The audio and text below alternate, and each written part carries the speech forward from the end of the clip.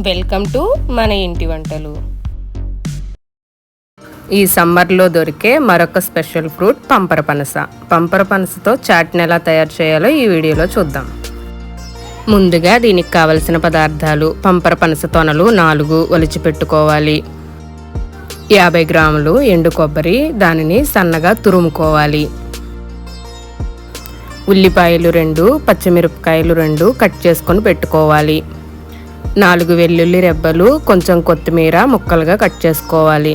ఇప్పుడు 2 స్పూన్ల నెయ్యి వేసి అది వేడెక్కిన తర్వాత తురుము పెట్టుకున్న ఎండు కొబ్బరిని ఫ్రై చేసుకోవాలి. ఒక బౌల్ తీసుకొని ఒలిచి పెట్టుకున్న పంపరపనసను అందులో వేసుకోవాలి. దీనిలో ఉల్లిపాయలు,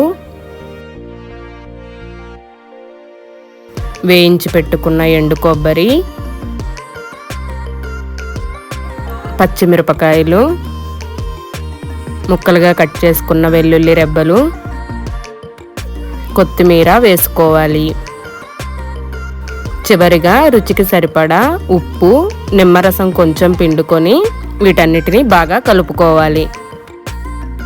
అంతే, పసందైన పంపరపనసతో చాట్ రెడీ అయిపోయింది.